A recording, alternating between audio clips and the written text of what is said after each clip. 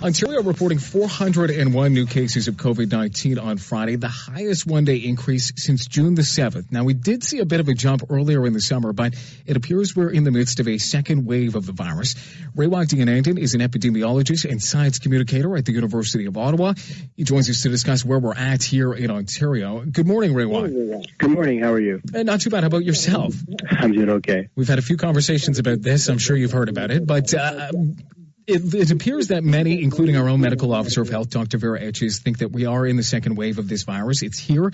Just wondering what your thoughts are on that. Sure. Why not? I mean, second waves, these aren't really scientific terms. These are resurgences in response to human behavior. Right. And to the extent that human behavior has changed, it looks like the numbers are climbing. So if anything is a second wave, this is probably it. And I think that's actually an important distinction, right? Second wave is a bit of a medical term. It's not really a medical term. It's just how we're referring to it. But this resurgence of the virus isn't necessarily natural to the virus. It's because of what we're doing. That's exactly right. So we talk about waves. People expect something innate to be part of the virus, like it follows seasonal patterns. And as well, you figure you wait out the wave, you ride the wave until it's over. That's not how it works. The numbers go down because we did something. We went inside, we distanced, we wore masks.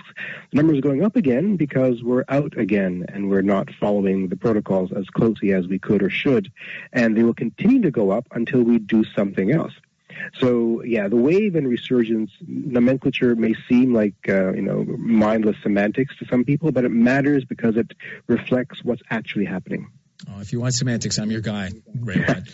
But mutation, as you mentioned, mutation versus behavior. So how much of this resurgence in virus, just in your own estimation, is from the virus actually mutating and, reinfecting people or infecting people versus just us not following our initial behaviors and guidelines that we put in place?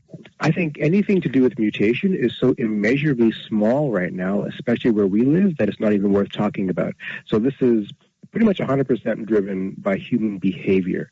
The disease never went away. It's always been in certain people, even during the summer when the numbers were low. It's just that the transmission rate went down because people weren't congregating closely enough to be infected. But now we're congregating again. Schools are opening. People are going to parties. It's cold. We're huddling inside a bit more. And as a result, the opportunity for transmission is happening, and that results in more infections.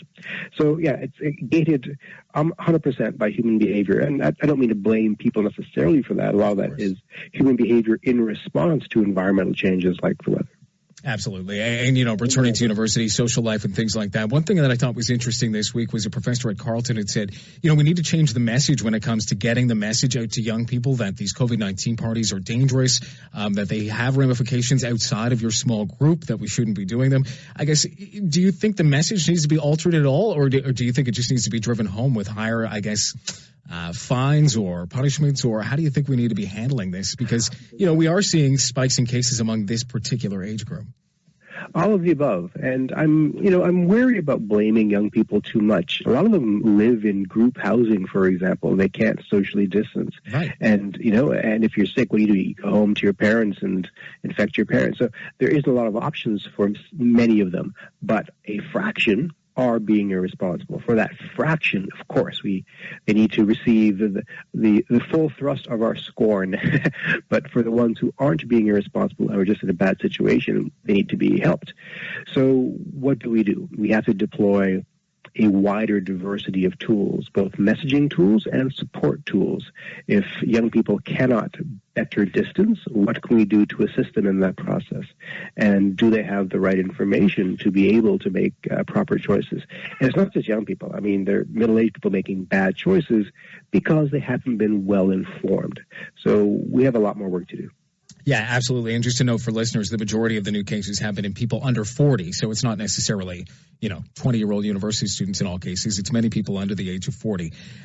Queen's University made an interesting move this week. They said they needed to, or they wanted to, the possibility to expel students if they were caught in these kind of gatherings or parties or things like that. Do you think that's a good step that should be taken elsewhere, or where do you kind of sit on that? Wow, that's a tough one. because, if you're not breaking of the law per se, it's a difficult thing to punish you with something as severe as expulsion.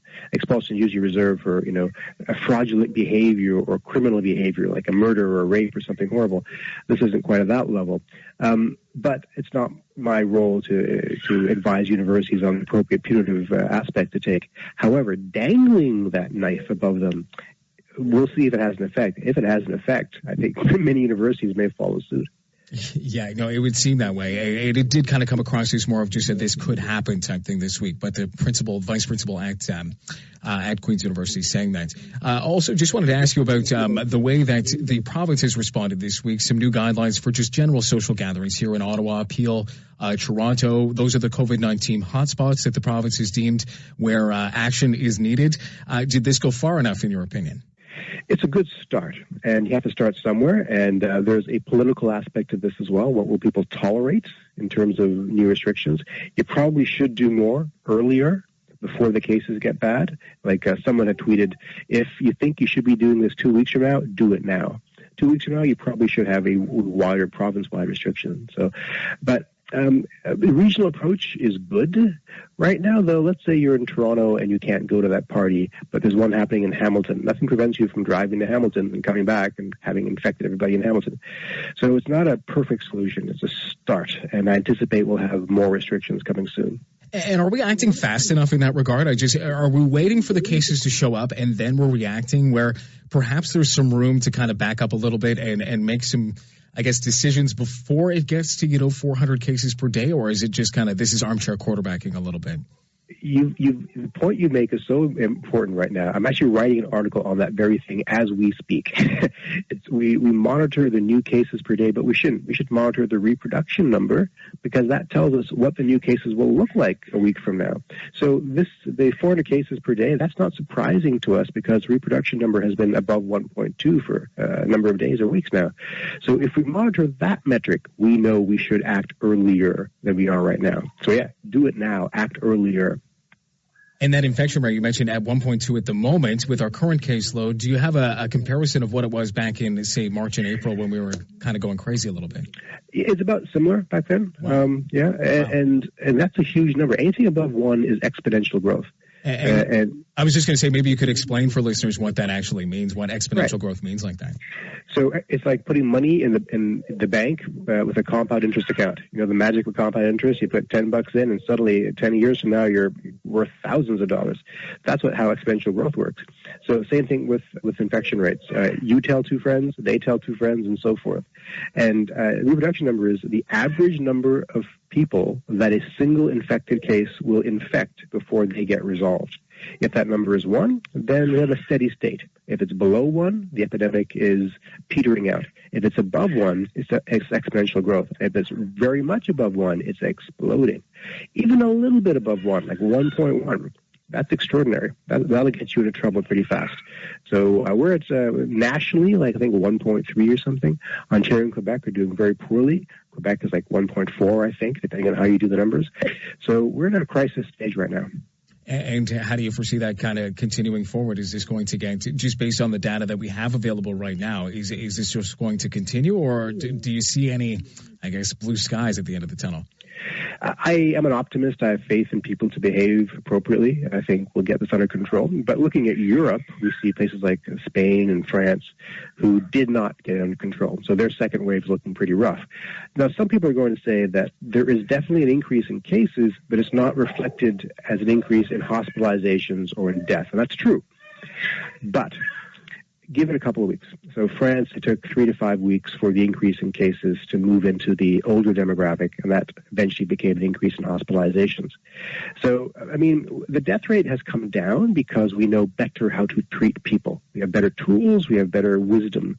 So I don't anticipate it'll be as apocalyptic as it was back in March or April, but it'll be bad. Any life lost is one too many. So I anticipate we'll be unrolling more public health measures and getting this under control by the end of this year, but it's going to be stark. Yeah, and we'll definitely have to watch to see what comes down the pipe. Raywat, thanks so much for your time this morning. I really appreciate it. Thank you. That's epidemiologist Raywat Deonandan. He's a science communicator at the University of Ottawa.